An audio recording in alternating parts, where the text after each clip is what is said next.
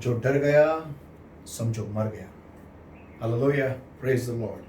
We are once again in this wonderful topic, the series that is going on, जो डर गया समझो मर गया. And I believe, मतलब विश्वास है, नहीं खात्री है कि पुष्कळ लोकांना आशीर्वाद या वचनाद्वारे मिळालेला आहे. और बहुत सारे लोग इस वचन के द्वारा उनकी बढ़ोतरी हो रही है परमेश्वर में, और एक नए उमंग से, एक नए उकाब के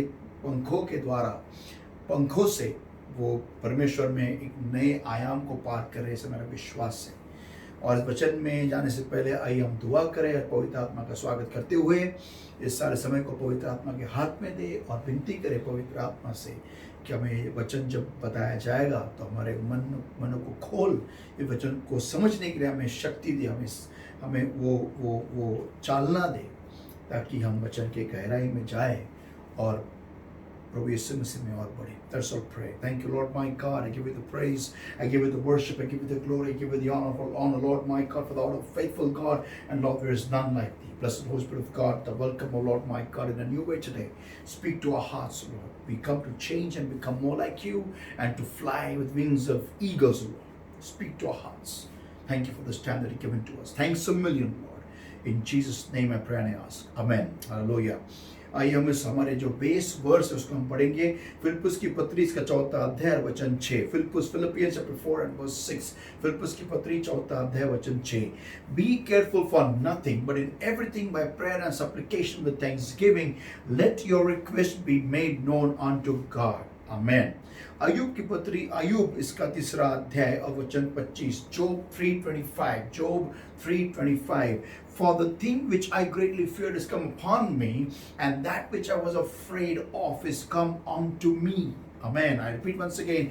For the thing which I greatly feared is come upon me, and that which I was afraid of is come unto me.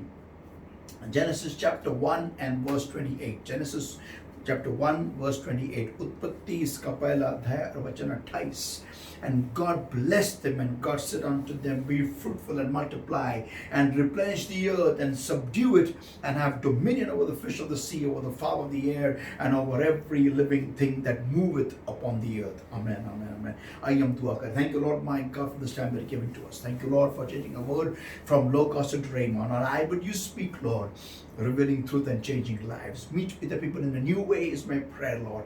And help us, Lord my God, to change according to what is your plan and purpose for our lives. In Jesus' name I pray and I ask. Amen. Amen. Amen. Hallelujah.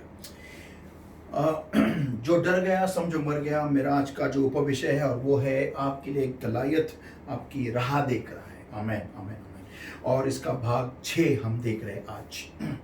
ये श्रृंखला बहुत लोगों को आशीषदायक हो गई है, मेरा विश्वास है. और मुझे बहुत सारे लोगों की गवाही भी आई है, और बहुत सारे लोग यूट्यूब पे कमेंट्स भी दे रहे. मैं आपकी विनती करता हूँ, कृपया करके आपकी गवाही यूट्यूब पे डालें, ताकि जो कमेंट सेक्शन है वहाँ पर आप लिख सकते हैं, ताकि बहुत सारे लोग इस वचन आपकी जो कमेंट्स है, वो गवाहियाँ हैं, वो पढ़ के वो परमेश्वर में और पढ़ सकते हैं, उनको उत्तेजन मिलेगा.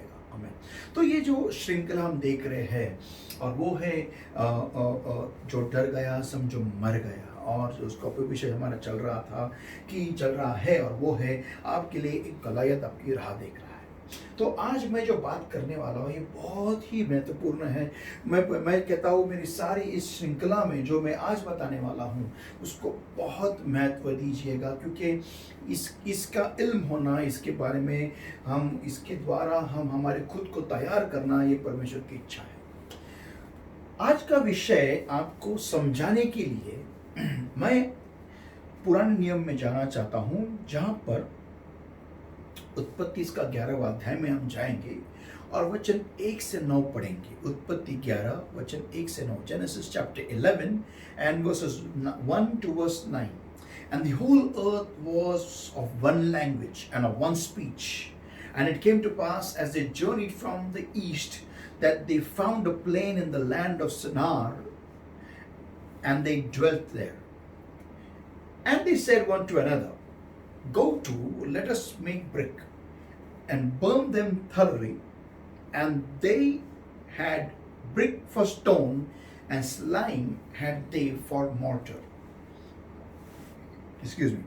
And they said, go to, let us build us a city and a tower, whose top may reach unto heaven, and let us make a name, lest we be scattered abroad upon the face of the whole earth. And the Lord came down to see the city and the tower which the children of the men builded. And the Lord said, Behold, the people is one, and they have all one language. And this they being to do, and now nothing will be restrained from them, which they have imagined to do so. Let us go down, and there confound their language, that they may not understand one another's speech. So the Lord scattered them abroad from thence upon the earth, from the face of all the earth, and they left off to build the city. And the left means stopped building the city. Therefore is the name of it called Babel, because the Lord did there confound the language of all the earth, and from thence did the Lord scatter them abroad upon the face of all the earth. Amen. Now, अब ये जो वचन है, हम जानते हैं इस वचन को बहुत बार हमने देखा, लेकिन इसका संबंध हमारे गलियात के साथ क्या है, थोड़ा मैं आपको उस समय में लेके जाना चाहता हूँ, जहाँ पर दाऊद खड़ा है शाऊल के सामने, शाऊल राजा के सामने। और शाऊल राजा जो इज़राइल का राजा है, जीवित परमेश्वर की सेनाओं का राजा है, वो डरा हुआ है, सहमा हुआ है, और गलियात को देख के वो सोच रहा है कि कैसे हम जाके इसको लड़ाई करें, कैसे हम युद्ध को जीते। और गलियात भी उसने एक चैलेंज रखा था, एक चुनौती रखी थी, और वो ये थी कि अगर आप मुझे आप में से कोई भी हो जो अगर मुझे हराए, तो हम हार कबूल करेंगे और आपके गुलाम बन जाएंगे। और इस समय में ऐसे इस माहौल में वहाँ पर दाऊद आ जाता है। वो एक 17 साल का एक बच्चा है, और जब वो वहाँ आता है, हमने देखा कि किस तरीके से वो शाऊल के साथ बात करता है और बताता है कि मैंने अगर एक भालू को और एक शेर को मार गिराया है परमेश्वर के सामर्थ्य के द्वारा, तो ये जो बेसुधी है, इसका मेरे सामने वो क्या खड़ा रह सकता है। तो दाऊद जब शाऊल के सामने आता है, तो बाइबल ये कहता है शाऊल उसका जो चिलकत है, या फिर जो भी उसका पूरा जो युद्ध का जो वस्त्र है जो उसको पहनाता है, बाइबल ये कहता है कि वो ठीक से चल नहीं पा रहा है। तब दाऊद क्या करता है, दाऊद वो उतार रखता है और कहता है कि ये मुझसे नहीं जमेगा।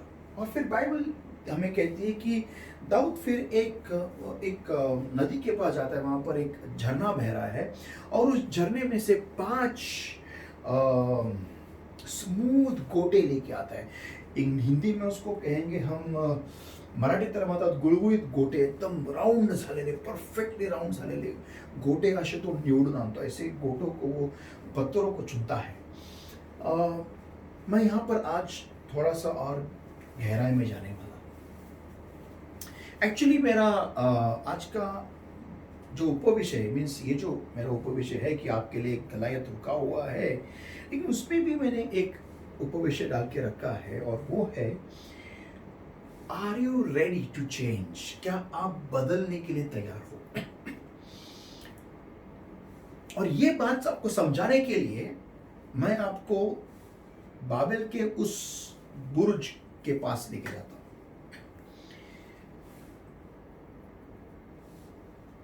बाइबल ये कहता है उत्पत्ति से पहला अध्याय और वचन 28 में कि जब परमेश्वर ने इंसान को बनाया तो उसको एक आशीष दी, और आशीष दे के परमेश्वर ने इंसान को कहा कि जाओ इस धरती को पूरी तरीके से भर लो, और जहां पर भी आप हो वहां पर इस धरती को, आप इस धरती के ऊपर अधिकार करो। इस धरती के ऊपर जो भी हिलता है उसके ऊपर आपका अधिकार हो, ये परमेश्वर की इच्छा थी।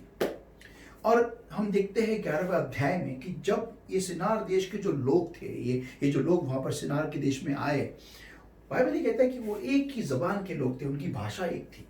और जब ये इस धरती पर आए शिनार देश में, वहाँ पर एक बहुत बड़ा फ्लैट ऐसा जगह थी, और उस जगह को देख कर वो बोले कि हम यहाँ से यहाँ वहाँ भटकने से अच्छा है कि हम इसी जगह पे एक शहर बांधे, और एक शहर ऐसे बांधे कि एक गगन चूमने वाली ऐसी एक इमारत हम बांधे, और इस इमारत में हम सब रहे, और इसी इमारत के और चारों ओर हम एक शहर बनाए, और इधर ही हम बस जाए, पूरी दुनिया में हमें फैलने की जरूरत नहीं है। और ये जब हमने ये परमेश्वर ने जब देखा, तो बाइबल कहता है कि परमेश्वर को ये बात उनकी कुछ पसंद नहीं आई, और परमेश्वर नीचे उतर के आया और उनके बीच में उसने कंफ्यूजन, या फिर मराठी में त्याला गोंधळ म्हणतात, और हिंदी में उसको कंफ्यूजन, मुझे नहीं मालूम उसको क्या कहते हैं, लेकिन परमेश्वर ने उनके बीच में एक कंफ्यूजन निर्माण करते हुए कैसे किया, वो थे उनकी भाषा को बदल दी। भाषा को बदलते ही उनके बीच में एक कंफ्यूजन तैयार हो गया, और वो एक दूसरे को समझ नहीं पा रहे थे, और उसकी वजह से वो यहाँ पूरी दुनिया में फैल गए। अभी दो बातों का इल्म होना, दो बातें समझना बहुत जरूरी है। परमेश्वर को एक भाषा होने से प्रॉब्लम नहीं था, क्योंकि आज भी अंग्रेजी भाषा या फिर इंग्लिश भाषा पूरी दुनिया में है। पूरी दुनिया के लोग, अगर किसी को भी पूरी दुनिया में घूमना है, पूरी दुनिया में कंपनी बनाना है, पूरी दुनिया में से कहीं और देश में जाके अगर उसे काम करना है, तो हाँ, अगर वो देश में अगर वो जापान जाना चाहता तो जापानीज सीखेगा, जर्मनी जाना चाहता तो जर्मन सीखेगा, फ्रेंच सीखेगा, सब सीखेगा। लेकिन वो अगर उसके टेक्निकल जो उसका जो ये है, टेक्निकल उसमें जो उसको अगर सीखना है, उसको अगर कुछ कॉलेज में पढ़ाना है, कुछ भी करना है, तो उसको इंग्लिश का ज्ञान होना, इंग्लिश भाषा ठीक से बताना, उसकी ठीक से बोलनी आना जरूरी है। तो जब ये जो लोग जब आज भी लोगों की भाषा एक है, और हमें स्कूलों में इंग्लिश सिखाया जाता है, इंग्लिश सब्जेक्ट है, पूरी दुनिया में है, लेकिन परमेश्वर को कोई प्रॉब्लम नहीं है। फिर दूसरी बात हमें समझनी जरूरी है कि गगन चुभने वाली इमारत, आज बुर्ज खलीफा एक बहुत ही बड़ी इमारत है, और परमेश्वर को उसका ही प्रॉब्लम नहीं है। फिर प्रॉब्लम क्या था? प्रॉब्लम ये था कि ये लोग ने कहा कि हम धरती को नहीं भरेंगे, हम एक ही जगह पर समेट लेंगे खुद को और इधर ही रहेंगे। परमेश्वर की आज्ञा थी, परमेश्वर का आशीष था कि तुम पूरी धरती को भर लो। ये प्रॉब्लम था, और क्योंकि वो बदलाव से डर रहे थे, इसलिए परमेश्वर ने उनके बीच में कंफ्यूजन बना लिया। इसीलिए वो बदलाव से डर रहे थे। बदलाव होना क्यों? क्योंकि जब वो अलग अलग जगहों पे जाएंगे, वहाँ का जो टोपोग्राफी है या फिर जियोग्राफी है, वहाँ का जो जमीन है, वहाँ की जो क्लाइमेटिक कंडीशंस है, वातावरण है, वहाँ पर जो प्राणी है, उन सब के अनुसार इन लोगों को बदलना पड़ता था। इन लोगों को वैसे बदलाव करने पड़े होंगे, या करने पड़ते होंगे, या फिर करना पड़ता होगा, और ये उनको नहीं करना था। क्योंकि वहां पर जहां शिनार देश में जब वो आ गए, उनको लगा अरे ये तो सेट है, ये यहां पर कुछ टेंशन नहीं है। देखो, बाइबल कहता है उन्होंने पत्थर के जगह ईंट बनाने का तकनीक उन्होंने वहां पर डेवलप किया। इसका मतलब वहां पर जो प्राणी थे वो इतने विध्वंसक नहीं थे, इतने खतरनाक प्राणी नहीं होंगे। और सेकेंडली, उनका जो क्लाइमेट था, वहां का जो वातावरण था, जो क्लाइमेटिक कंडीशंस थे, वो भी सही थे। क्यों? क्योंकि उनको टाइम मिल गया। देखो, इंसान कब डेवलपमेंट करता है, कब प्रगति करता है? जब उसको टाइम मिलता है सोचने के लिए कि अरे मुझे ये नहीं चाहिए तो मुझे और क्या चाहिए, मैं इसको और कैसे अलग तरीके से बेहतरीन बनाऊं, ये सोचने के लिए जब इंसान को टाइम मिल जाता है, ओके, तभी इंसान प्रगति की ओर देख सकता है। इन लोगों को वो टाइम मिल गया क्योंकि उनकी क्लाइमेटिक कंडीशन सही थे, वो सब कुछ बहुत सही चल रहा था उनका। उनके वहां पर ऐसे प्राणी भी नहीं थे जो उनके बड़े बड़े कोई शेर या कुछ नहीं था, क्योंकि उनको बहुत टाइम मिल गया ये सब सोचने के लिए, क्योंकि अगर वो इतने बड़े बड़े अगर वहां पर प्राणी होते तो उनको मारने में ही उनका टाइम चला जाता। शिनार ऐसा एक देश था, ऐसा एक जगह थी जो सही तरीके से प्रगति के लिए सही थी। इसलिए इन्होंने सोच लिया कि हम यहाँ पर इधर ही संभालेंगे, इधर ही बस खुद को बसा लेंगे और इधर ही हम बहुत बड़ी इमारत बनाएंगे और हम इस इमारत में रहेंगे और हम स्वर्ग तक हमारे जगह को बनाएंगे, हमारा नाम रोशन करेंगे। देखो, जब हम बदलाव से डरते हैं तब प्रकृति का या फिर परमेश्वर का नियम ये होता है कि परमेश्वर उस इंसान को जो बदलाव को नहीं अपनाता उसको एक तो वो वहां से निकाल देता है, फोर्स करता है बदलने के लिए, नहीं तो उसको उठा लेता है। मैं आपको एक जिंदा उदाहरण और एक देता हूँ। पहली कलीसिया जब पहली कलीसिया बन गई, पहली कलीसिया के लोग पढ़ने लगे और पूरे इज़राइल में सब जगह पर इज़राइल के लोग परमेश्वर के पास आने लगे और बढ़ने लगे, तब शाऊल नामक एक इंसान उनका छल करने निकल पड़ा और उस छल के वजह से ये पहली की जो कलीसिया थी वो पूरी तरीके से तितर बितर हो गई, यहाँ वहाँ भागने लगी और वो पूरी दुनिया में फैल गए। और उसकी वजह से आज, उस शाऊल की वजह से आज जो आज पौल है, उसके वजह से आज हमें इंडिया में भी गॉस्पेल मिला, सुसमाचार मिला। क्यों? क्योंकि उसने वहां पर उनके लिए छल तैयार किया। क्यों? क्योंकि वो इज़राइल में खुश थे। पहले की कलीसिया इज़राइल में खुश थी, वो वहां से बाहर नहीं जाना चाहती थी, वो उधर ही सहमी रहना चाहती थी, वहीं पर समेट कर रहना चाहती थी। लेकिन परमेश्वर खुदा की इच्छा यही थी कि पूरी मानव जाति के लिए सुसमाचार आए और पूरी मानव जात उनका उद्धार हो और वो सब स्वर्ग में चले जाए। ये परमेश्वर की इच्छा है। और ये जानते हुए भी पहले की कलीसिया ने कुछ नहीं किया, वो इज़राइल में खुश थे, तो उनको यहाँ वहां तितर बितर करने के लिए परमेश्वर ने शाऊल को भेजा। उसी तरीके से इन लोगों के बीच में कंफ्यूजन निर्माण करने का कारण ये था कि ये लोग पूरे दुनिया में फैले। ये परमेश्वर की योजना थी, लेकिन ये लोग वो भूल गए परमेश्वर ने हमें क्यों पैदा किया, हमें क्यों इस धरती पर बनाया है। आज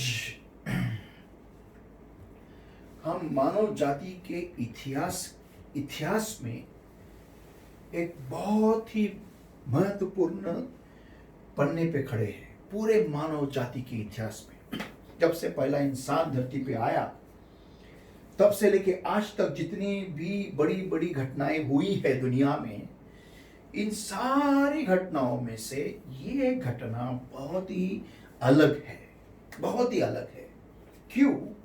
क्योंकि हम ऐसे लोगों के बीच आज ऐसे इतिहास के पन्नों में आ गए हैं कि आज मानवीयता या फिर मानवता या फिर इंसानियत हम जो कहते हैं उसमें जो हम जिस तरीके से जी रहे थे वो तरीका ही बदलने वाला है।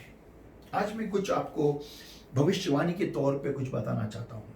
बहुत जल्दी हम देखेंगे कि हम पहले जैसे पब्लिक ट्रांसपोर्ट में हम सफर नहीं कर सकेंगे।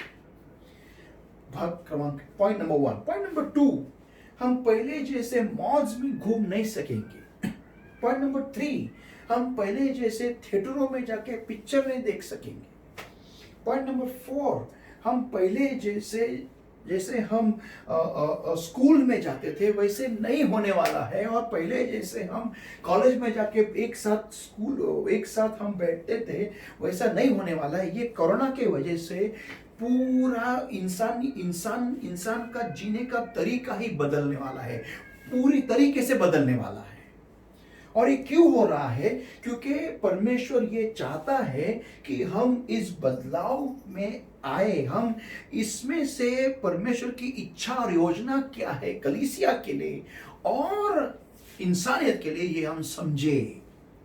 आज देखिए आपके चारों ओर सब लोग डरे हुए हैं, सहमे हुए हैं, सबके बीच में एक ही सोच है कि कल क्या होगा। आज टीचर्स जो है वो आज ऑनलाइन सिखाने लगे हैं, ऑनलाइन क्लासेस होने लगे हैं। कहाँ गए वो बड़े बड़े स्कूल जो बनाए थे? कहाँ गए वो बड़े बड़े क्लासरूम्स जो कि करोड़ों रुपए का निवेश इतने सारे लोगों ने किया था उन स्कूलों में, इतना सारा पैसा इन स्कूलों में से उन्होंने कमाया है। आज उस पैसा कमाने की जो उनका जो औजार है वो ही खत्म हो गया है। ऑनलाइन जाओ और वहां पर कुछ भी आपको सीखना है, यूट्यूब यूनिवर्सिटी, वहां जाओ, टाइप करो, आपको कुछ भी आपको सीखना है, फट करके मिलता है। जो इतने बड़े बड़े होटल्स बनाए गए, किधर गए आज वो इतने करोड़ों रुपयों का जो निवेश उन्होंने किया, वो सब ऐसा ही खाली पड़ा है आज। सोचे हम एक जीने के एक नए तौर तरीके अभी सीखने वाले, जीने के नए तौर तरीके। कम से कम 2 साल तो लगने वाले हैं हमें इस कोरोना के साथ जीने के लिए, सीखना और इस कोरोना पर विजय हासिल करने के लिए। मेडिकली मैं कह रहा हूँ, यीशु मसीह के नाम में हर कोरोना चोरोना फोरोना टोरोना जो भी है हमारे कर्म, हमारे पैरों के नीचे है। कोई आमीन बोलेगा क्या? आमीन।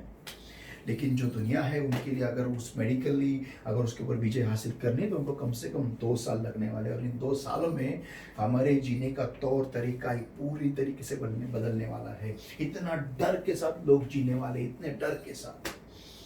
आज इंसानियत एक नए कगार पे खड़ी है, बदलाव के कगार पे खड़ी है। और ऐसे में कलीसिया करे तो कैसे करे, हम मसीह लोग जिए तो कैसे जिए, ये समझना बहुत जरूरी है भाई और बहनों। ये समझना बहुत जरूरी है हमें कि मसीह लोग यहां से आगे कैसे जाएं। अगर आप उस पुराने शौल के उस चिलकत को पहनेंगे और जाएंगे और युद्ध के लिए तैयारी करेंगे, आप ठीक तरीके से हिलने वाले नहीं है, आपको चलना भी नहीं जमने वाला। आप इस पुराने तरीके से आप आने वाले युग में, आने वाले दिनों में नहीं जी सकेंगे। It's not going to work out. It's not going to work out. Your old methods are not going to work out. आज के तारीख में 11 करोड़ नौकरियां चली गई है। आज के तारीख में 11 करोड़। सोचिए आप, 11 करोड़ बेरोजगार युवा रास्ते पे घूमने वाले हैं। बहुत सारी कंपनियों ने लोगों को निकाला है, बहुत सारी कंपनियां लोगों को निकालने में तुली हुई है। बहुत सारे लोगों के घरों में आज सवाल ये है कि हम क्या खाएं। लेकिन आज ही मैंने ब्रदर रोहित का जो टेस्टिमनी है वो चर्च ग्रुप पे डाला कि उसको WNS में इंडक्ट कर लिया, उसको ले लिया है और उसको WNS की जो सैलरी है वो पैकेज शुरू हो गया है। ये परमेश्वर यीशु मसीह में रहने वाले लोगों के लिए नियम अलग है। उनके साथ अगर उन्होंने परमेश्वर में अगर उन्होंने बोया है तो वो हंस हंस के आज इसके बाद वो फसल को काटेंगे। आमीन, आमीन, आमीन। तो हम कैसे जिए, सवाल ये है। इस नए दौर में, इस इंसानियत के इस नए दौर में हम कैसे जिए। देखो, अगर आप बदलने वालों में से नहीं हो तो आपको उठाया जाएगा। ये बात समझ लीजिए आप। अगर आप बदलने वालों में से नहीं हो, एक तो आपको यहां से दूसरे जगह हकेला जाएगा, नहीं तो फिर आपको उठाया जाएगा। तो बेहतरी यही में है आपके लिए, मेरे लिए, कि हम परमेश्वर की योजना को समझे और उस तरीके से खुद को बदलाव करें, खुद में बदलाव करें। क्या है परमेश्वर की योजना? क्या परमेश्वर हमें बताना चाहता है? क्या परमेश्वर हमें बोलना चाहता है? क्या परमेश्वर का इशारा है? क्या है? जब हमने 2020 साल को शुरू किया तब परमेश्वर की ओर से आया हुआ वचन था कि लोगों में जो भय है वो निकालो। आमीन। और वो उस तरीके का जो वचन है वो शुरू हो गया और हमने हमारे डरों का सामना हमें करना पड़ा। लेकिन सबसे बड़ा डर तो आज हमारे सामने आके खड़ा हो गया, मुंह फाड़े हुए, और वो था कोरोना का डर। लेकिन आज कलीसिया को डर नहीं है, क्योंकि कलीसिया इस वचनों के द्वारा खुद को मजबूत परमेश्वर के वचन के ऊपर कर रही है। आमीन। लेकिन आज मेरा सवाल ये है आपसे कि क्या बदलाव परमेश्वर चाहता है हमारे बीच में, हमारे जिंदगी में परमेश्वर क्या बदलाव चाहता है, हम क्या करें? अगर आप बदलोगे नहीं, आप खत्म हो।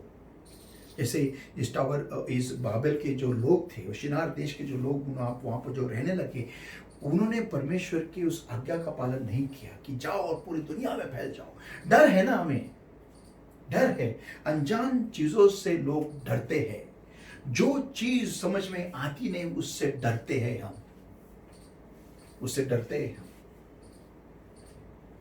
जो चीज समझ में आती नहीं, अनजान जो चीज होती है, उसको इंसान को उससे डर लगने लगता है। एक नए जगह में जाना, एक नया एजुकेशन लेना, एक नया बिजनेस के बारे में सोचना, क्या करूं मैं आज, कैसे करूं, कैसे आगे जाऊं, क्या करूं मैं।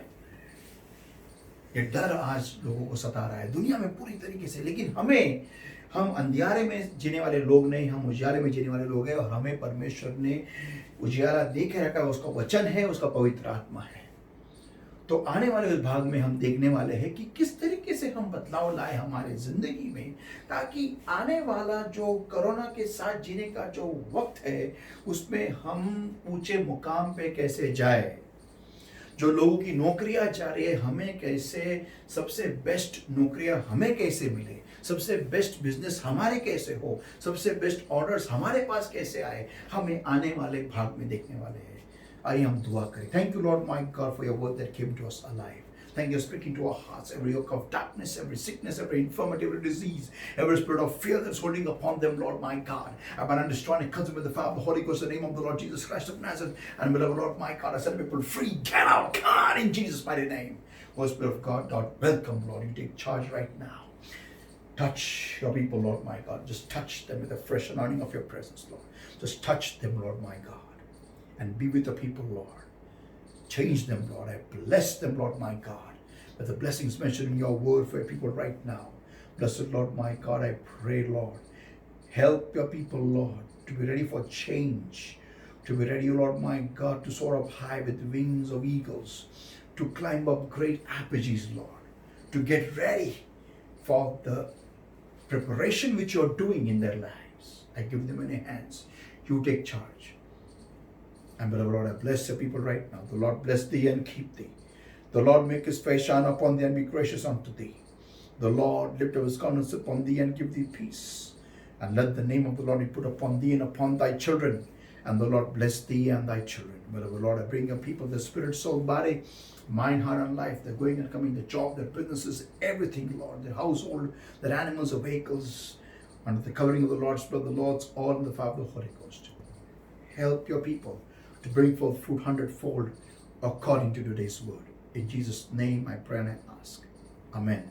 अगले भाग के लिए यहाँ पर क्लिक कीजिएगा और हम वचन में बढ़ेंगे और इस बदलाव को पवित्र आत्मा जो हमारे बीच में करना चाह रहा है, हम उसके लिए तैयार है और उस बदलाव को हम मदद करें. आमेन. Praise the Lord.